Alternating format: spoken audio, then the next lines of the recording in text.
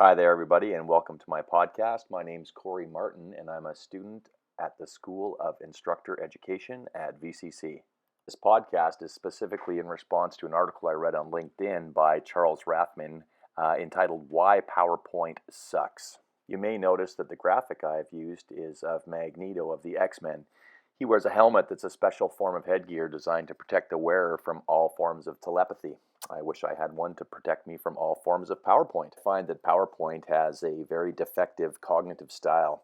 It's much too rigid, it's a hierarchy of bullet points, and besides, it's very impractical to use to explain relationships between facts. I'd like to take a quick look at Conway's Law, which states that organizations which design systems are constrained to design systems which are copies of the structures of these organizations, which is exactly what I find PowerPoint does. No, I don't find PowerPoint to be pure evil, but I believe it should be used to present images that support a presentation.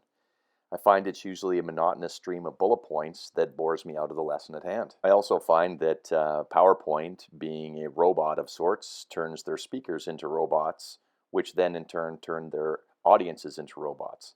Being combined by slides is limiting our interaction and ideas to the slide at hand. I also believe when our thoughts and ideas are contained to slides that audiences will lose out on comprehension by involvement and they'll become trained by repetition, whereas this is what you're meant to think.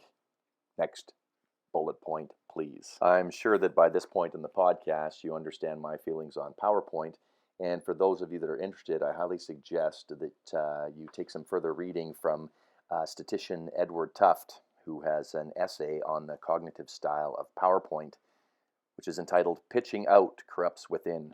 Please feel free to take a look at that. I'll try to provide the link at the end of this podcast.